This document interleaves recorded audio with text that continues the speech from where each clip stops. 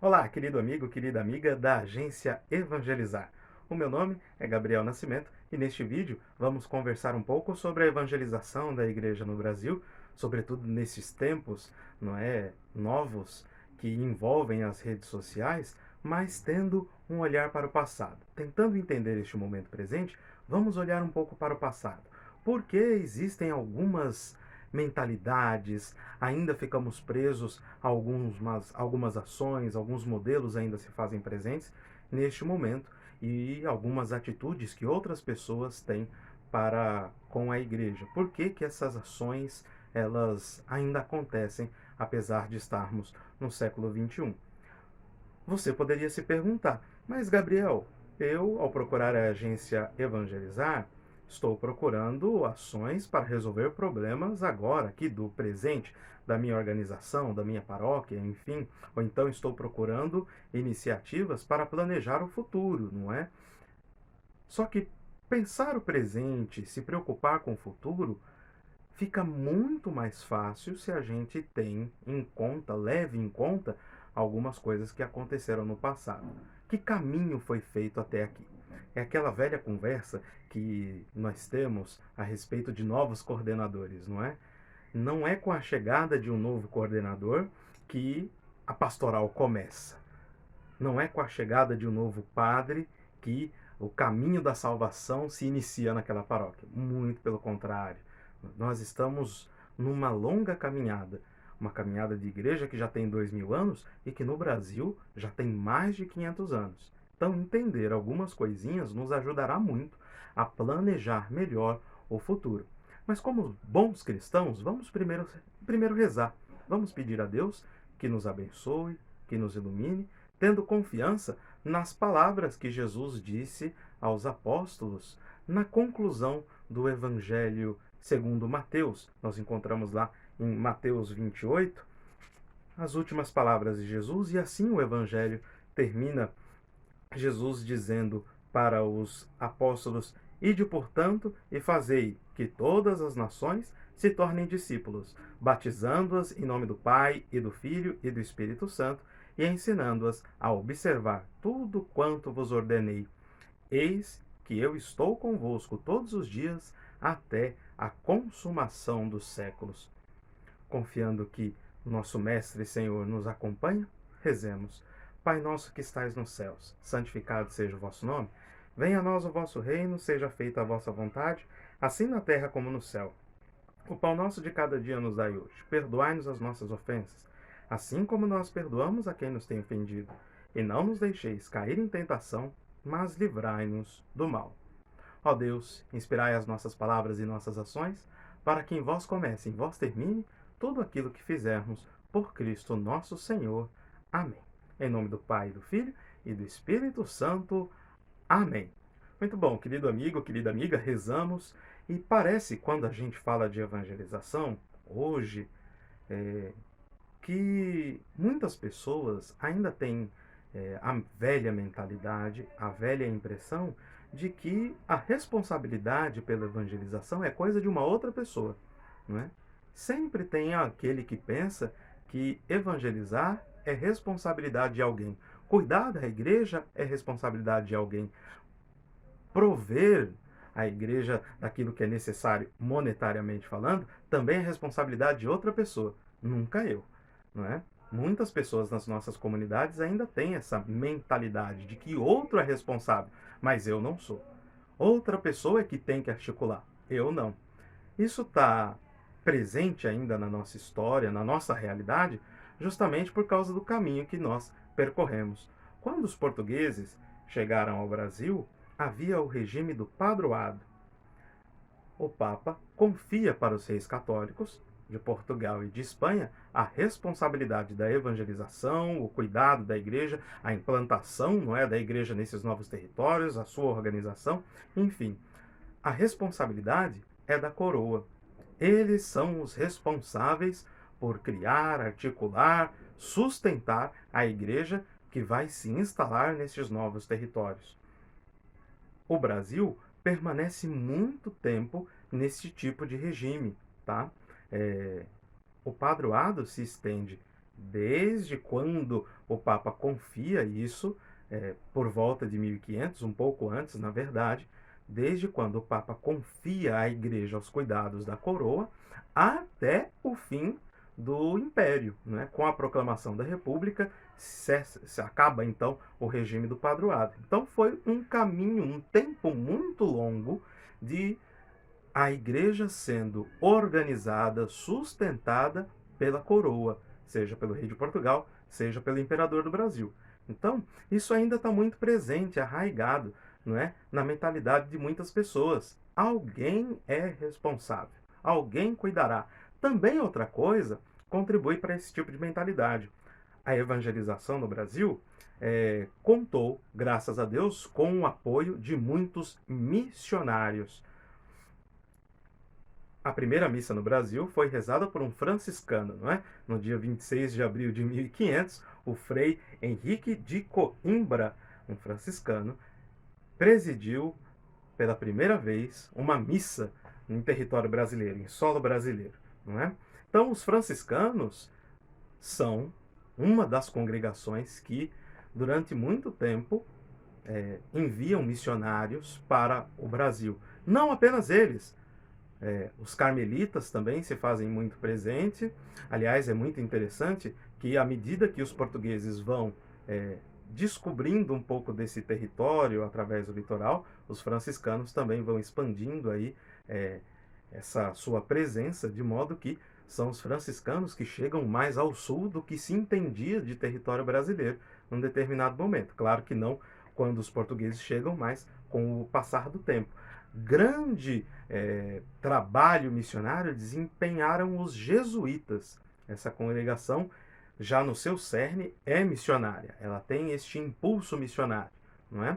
E chegam no Brasil e começam aqui a fazer o seu trabalho, e um trabalho de formiguinha, não é? Mas que dá certo, sobretudo, nos lugares onde as capitanias hereditárias deram certo, não é? Capitania Hereditária de São Vicente, a Capitania Hereditária de Pernambuco. Nesses lugares é que o trabalho dos jesuítas ganha muita força através dos colégios, a fundação de colégios, não é?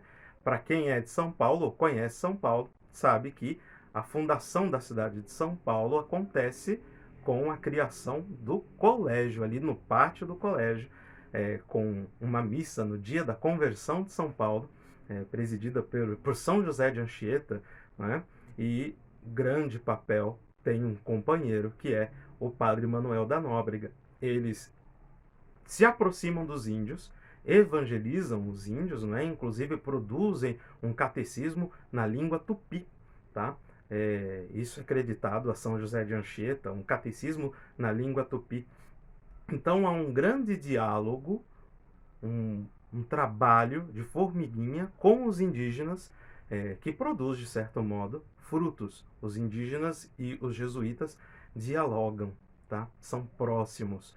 O que essa relação é muito mais conflituosa entre os indígenas e a coroa, né? Mais recentemente, muitos missionários da Europa, muitos italianos, não é? Sobretudo, a impressão que eu tenho é que quase todo mundo conhece um padre italiano, não é? Muitos padres recentemente vieram para o Brasil, porque encaravam o Brasil como um território de missão. O Brasil realmente é um território para a missão, mas não para essa missão adigentes mais, não é? Não dá para contar mais com esses missionários que vêm de fora, né? São muitas, agora sobretudo a Europa é um novo território de missão, por assim dizer, né? Já não é mais o Brasil encarado deste modo. Por isso, esses missionários, a quantidade desses missionários, o número, né, vai diminuindo a cada ano que passa. E nós temos que mudar a mentalidade, assumir o nosso protagonismo. A igreja no Brasil, ela tem que assumir essa sua identidade missionária para os seus povos. Ela tem que evangelizar os seus. Não é? Chegou a nossa hora de assumir o papel de evangelizadores do nosso povo e da nossa gente. Não mais ficar esperando alguém de fora, não é? Alguém que virá e vai iluminar, não é? Existe ainda um complexo ainda em algumas comunidades. Opa, alguém chegará e nos ajudará. Isso tem que ser rompido. mesmo neste momento das mídias digitais, não é? Temos que acreditar, preparar pessoas para que assumam a sua vocação de discípulos missionários, anunciando, ocupando os espaços, não é? E rompendo essa ideia de que as coisas são responsabilidade de outros, de outras. Não, não é assim. Temos que dar um novo passo. Outra coisa que nós percebemos olhando para a história da evangelização no Brasil é com relação à organização. Não sei onde você mora, talvez a sua cidade já tenha 200, 300, 400 anos, e aí você vai olhar para o tempo que existe uma paróquia na sua cidade, talvez esse tempo seja muito menor com relação à idade que a sua cidade tem, não é? A diocese, então, nem se fala. A diocese parece que é algo novíssimo. Ainda existe, nós sentimos isso, que a igreja não descobriu todas as potencialidades do território, não é? Parece que alguns territórios não são atendidos. Parece que existe uma falha, não é? Pois é, a história nos mostra que, de fato, é uma deficiente presente na história da evangelização, na organização da igreja. Por quê? Dizia para vocês que o Brasil viveu o regime do padroado, não é? Até a proclamação da República. Também a criação das paróquias, também a criação das dioceses era responsabilidade da coroa. Só para você ter uma ideia, quando se proclama a República, o Brasil não tinha 20 dioceses, viu? Hoje são mais de 200. Nesse período curto, não é? De 1889 até hoje, se criou a maioria das dioceses presentes no Brasil. Por que que isso aconteceu? A coroa portuguesa, diferente da coroa espanhola, que foi expandiu seus domínios, não é? Descobrindo os territórios e onde chegava, instalava toda a estrutura. No Brasil isso não aconteceu. A coroa, os portugueses chegaram, descobriram e deixou, não foram descobrindo as potencialidades, a grandeza do território, não é? Ficaram muito no litoral, tentando organizar, monta as capitanias hereditárias, mas esse também é um trabalho que não dá certo. Duas capitanias acabam dando frutos, não é? Por assim dizer. A capitania de São Vicente e a capitania do Pernambuco. Isso marca também a atuação dos padres que já estavam presentes no Brasil. Na capitania de São Vicente que há um bom trabalho de jesuítas com os indígenas e se funda o primeiro colégio, não é? Os jesuítas criam o colégio da Vila de São Paulo de Piratininga, não é? Assim se marca a fundação da cidade de São Paulo. Para quem conhece São Paulo, o pátio do colégio é o lugar onde a cidade foi fundada, não é? É deste colégio que estou falando, fundado por São José de Anchieta e por um grande companheiro, Manuel da Nóbrega. Os jesuítas, além de seu impulso missionário, também têm uma grande ligação à organização, não é? Já que Santo Inácio de Loyola, o fundador, teve suas passagens, não é, pelas fileiras militares, a Companhia de Jesus também tem todo um princípio de organização e clamam insistentemente para que se articule melhor a presença da igreja no Brasil com a criação de uma diocese. Os portugueses chegam em 1500 e uma diocese no Brasil só vai ser criada em 1551, a diocese de São Salvador da Bahia. Por isso que é a arquidiocese primaz, não é a primeira no território brasileiro. Bom, a escolha de Salvador tem a ver já não mais com as capitanias hereditárias, mas com o governo geral que tem sede em Salvador por causa da noção que eles tinham de território, não é? Então, tantos quilômetros para o norte e para o sul, tentaram fazer algo, uma distância igual, por assim dizer, e Salvador, então, é a capital, a primeira capital do Brasil, e ali se cria essa diocese. E vai ser a única diocese do Brasil por mais de 100 anos. Tem um outro problema histórico aí. Não tem dinheiro. A coroa não tem dinheiro nem para aquilo que mais lhe interessa e muito menos para a igreja. tá? Sem dinheiro, a realidade é uma igreja que está sem dinheiro, sem as suas estruturas, sem clero e sem formação, tá? E durante todo o regime do padroado fica presa aos interesses da coroa e às vontades da coroa. E é uma relação que nem sempre, aliás, raríssimas vezes foi uma relação pacífica entre o clero e a coroa. Sempre foi uma relação de tensão. Havia sempre tensões, também na dimensão da organização. Para vocês terem uma ideia, quando os jesuítas são expulsos do Brasil, os responsáveis pela formação dos padres brasileiros some, né? Não tem mais aí os responsáveis. E aí, bispos, alguns deles é que vão acabar formando seus padres, alguns de sem critério, outros tentando estabelecer alguma forma de formação, mas enfim, é algo muito complicado, muito difícil. Então a igreja ainda está descobrindo lugares, ainda está, digamos, se organizando, descobrindo as potencialidades de territórios. Muitas dioceses ainda estão descobrindo onde cria-se, onde é para criar aí as paróquias. Por isso nós vemos essa dificuldade em muitos lados. A organização mais efetiva e livre da igreja no Brasil é muito recente. A igreja no Brasil tem uma grande riqueza. Que riqueza é essa, Gabriel? Os seus leigos. Pois é, os leigos são uma grande riqueza da igreja no Brasil, porque em muitas realidades, quem anima a vida da comunidade, quem anima a pastoral, quem anima os festejos são os leigos, tá?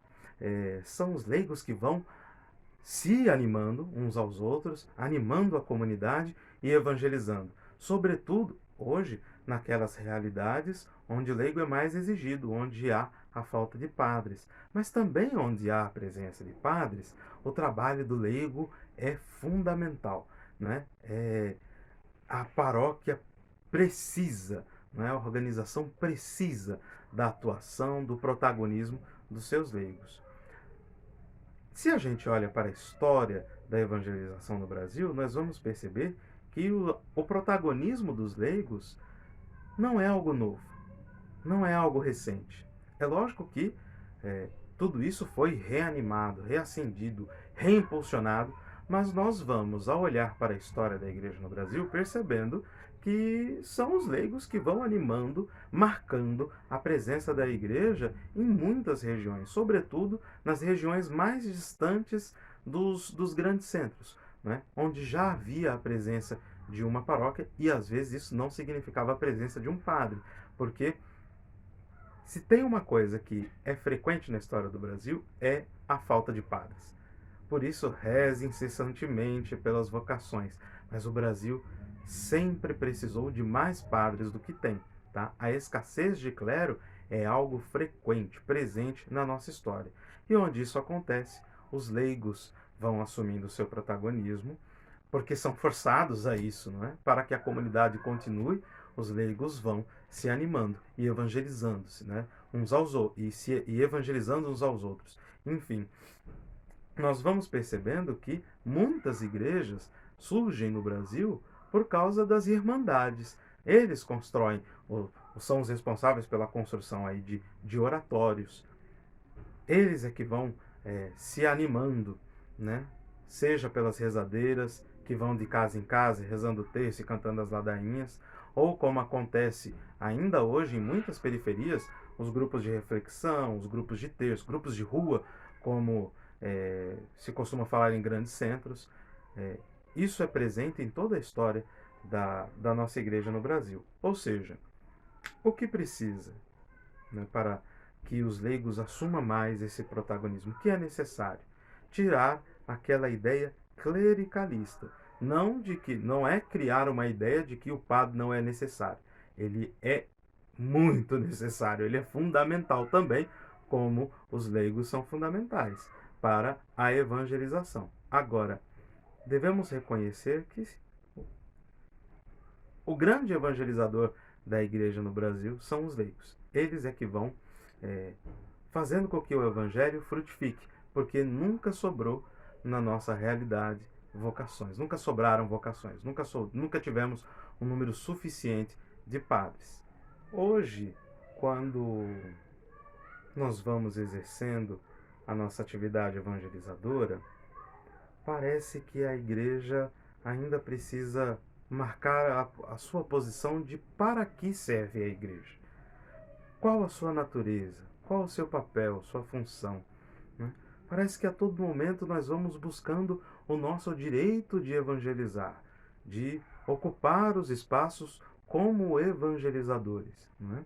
Inclusive, nós vamos recebendo a cara feia, o nariz torto de muitas pessoas. Né? Por que que isso acontece ainda hoje? Quando nós evangelizamos, nós anunciamos Jesus Cristo. É isso que anunciamos. É o nosso papel. Só que nós trazemos também algumas marcas. Marcas de nossa história. Positivas e negativas. Então, quando nós olhamos para a igreja presente nesses 500 anos no Brasil, nem sempre a ideia de que a igreja existe para evangelizar, para anunciar Jesus Cristo, ficou tão clara, ficou tão evidente. Mais uma vez, falamos do regime de padroado, quando os interesses da coroa e da igreja acabavam se confundindo, até mesmo porque a igreja estava confiada aos cuidados da coroa. Né? Então, muitas vezes a coroa usou da igreja para para aplicar os seus interesses. Muitas vezes a coroa quis danificar essa igreja, porque também não queria uma igreja evangelizadora, mas uma igreja que servisse aos seus interesses. Tá? Então carregamos essas marcas de, às vezes, uma igreja imperial, de uma igreja também a mentalidade aí mais atrás, né, anterior à descoberta do Brasil, de uma igreja da cristandade, enfim, nós acabamos carregando essas marcas. Tanto as marcas positivas como negativas sempre nos acompanham. Quando propomos a nossa imagem, a nossa presença, isso vai nos acompanhando, tá? Então, quando a gente olha para a história da igreja, nós vamos percebendo que a igreja, quando evangeliza, não é? Quando assume o seu papel de igreja evangelizadora, acabou mostrando os desvios da coroa, denunciando os erros da coroa, não é? Os problemas, as injustiças, e continua fazendo isso até hoje, mesmo quando a igreja, agora separada do Estado, o evangelho acaba denunciando aquilo que de errado existe no mundo, tá bom? Mas quando a coroa acabou implantando os seus interesses, e esse é um risco quando se acaba se aproximando demais a igreja de determinado governo, de determinada imagem, então, para que serve essa igreja? É algo que devemos tomar muito cuidado. A igreja existe para evangelizar, para anunciar Jesus Cristo. E isso nós não podemos confundir com outras obrigações que nós temos enquanto cidadãos. Mas a igreja não pode ser, porque nós vemos o que aconteceu quando ela se acaba sendo instrumentalizada pela igreja, pela política. A igreja não pode ceder, né? Não pode se entregar a essa tentação de querer ser governo, porque isso acaba fazendo com que se confunda qual é o papel da igreja. E pensando no papel da igreja, né, uma igreja evangelizadora, eu falava aí de conflitos com o governo. Nós, olha, para evangelizar, temos que ter muito consciente na nossa cabeça. Nós vamos esbarrar em alguém. Acontecerão conflitos, tá? Acontecerão conflitos. Porque nós vamos acabar, ao anunciar o evangelho, nos deparar com algumas realidades que precisam ser iluminadas pelo evangelho. Então, hoje, a igreja está se propondo a ocupar novos espaços, não é? Sua organização, não é aí o lugar onde você está, também quer ocupar as redes sociais, quer ocupar as mídias, outros espaços, enfim, devemos ter consciência que nós vamos esbarrar com algumas realidades. E isso exige de nós coerência. O que nós vamos estar anunciando é o Evangelho. Devemos ser coerentes com este Evangelho. E ser coerente com o Evangelho significa, às vezes, ter que anunciar, denunciar, apontar mazelas, erros que estão presentes na nossa sociedade. Tá? Alguns costumam dizer que a igreja no Brasil tem muito envolvimento com o pobre, não é? A opção preferencial pelos pobres assumida, não é? Recentemente, e aí digo recentemente, não é tão recente, mas recentemente, se a gente considerar a história, mas a causa do pobre é uma causa do Evangelho, a causa de algum grupo minoritário tem a ver com o Evangelho, tá? E isso nós vamos percebendo na história da igreja no Brasil, porque os jesuítas, ao se relacionarem com os índios, acabam protegendo ou buscando proteção para esses índios, né? E isso afeta a sua relação com a coroa. Tem aí um embate com a coroa e com a sociedade. Então, ser coerente com o Evangelho, no anúncio deste Evangelho, faz com que eu tenha que ter este olhar atento para as realidades, para a realidade onde é que eu estou pisando, o lugar onde estou. O Evangelho promove a vida. Numa sociedade como a nossa, nós vamos esbarrar nas realidades de morte presente. E aí são várias realidades. Então devemos ter essa consciência de que anunciar o Evangelho é anunciar ou esbarrar em algumas realidades. Nós vamos nos esbarrar com interesses contrários. E o que nós devemos ser? Devemos ser gente que é coerente com o Evangelho, coerente com aquilo que anuncia. Evangelizar é anunciar Jesus Cristo, anunciar a sua boa nova, anunciar a sua mensagem, anunciar a sua salvação. Mesmo nas redes digitais, nós temos que, ao anunciar o Evangelho, ter consciência que este anúncio serve para formar comunidade. Mesmo tendo a dificuldade, não é, da frieza da tela, o nosso anúncio deve sempre buscar a construção da comunidade, fazer com que as pessoas compreendam que, ao se reunirem para escutar a palavra de Jesus, ao encontrarem algum anúncio, ao verem um vídeo, elas têm que buscar a construção da comunidade. Tá? Tudo deve apontar para isso. Seja a pequena comunidade de vizinhos, de amigos, seja essa comunidade maior, uma comunidade paroquial, né? O passo novo que a evangelização está dando no Brasil é reconhecer que nós estamos numa realidade urbana. Mesmo aquelas comunidades mais distantes, nos grandes interiores, estão sendo influenciadas pela realidade urbana. Bom, nessa realidade urbana existe um grande espaço para a individualidade. Cada um vai vivendo cada vez mais isolado, apesar de estarem todos próximos, aglomerados, né? Agora, a igreja, nesses novos tempos, quer apontar para a construção da comunidade. É uma cultura do encontro, não é? Devemos sempre nos encontrar. Tudo deve apontar para o encontro e construção da comunidade. Vou encontrar o meu irmão. Seja aquele que está mais próximo, em pequenos grupos, seja a comunidade paroquial mais ampla, para que todos realmente se sintam como irmãos, tá? Uns dos outros, e assim formem um corpo único, um corpo que resplandece, não é? O que manifesta a existência do Cristo naquela região onde este anúncio está sendo feito. Existimos para evangelizar. É para isso que a igreja existe, para anunciar o Evangelho.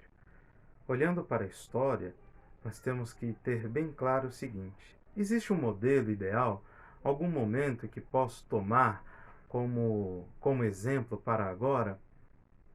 Sim, existe um modelo. existe um modelo. Esse modelo é a Santíssima Trindade. Que Deus nos ajude realmente a assumirmos o desafio de sermos comunicadores da Boa Nova. Por que falo que a Trindade é este modelo de comunicação? A Trindade é um modelo de comunicação ideal porque ela mesma é comunicadora, não é? Nós vemos a ação do Pai, a ação do Filho, a ação do Espírito, cada um vai se comunicando, não é? O próprio Pai que se revela neste Filho, nessa palavra, neste anúncio, não é? Que se encarna e que vai anunciando, não é? A boa nova, vai anunciando a misericórdia nos seus gestos, nas suas palavras, na sua ação, e também o Espírito que impulsiona, não é? Que faz com que esses homens renovados pela ação de Jesus se espalhem por toda a terra. Então, este é o modelo, digamos, o nosso modelo inspirador, a própria Santíssima Trindade, tá certo? Os próximos passos da evangelização estão para ser escritos pelos padres, pelos bispos, pela organização e também por você, meu querido irmão, minha querida irmã. Cristo te chama, te ama, te envia para que você construa, não é? Junto com toda a comunidade, a evangelização. Se alguns momentos foram difíceis no nosso passado, vamos agora, com coragem, anunciar no futuro que Jesus Cristo é o nosso Senhor e Salvador. Forte abraço para você e nos encontraremos em breve.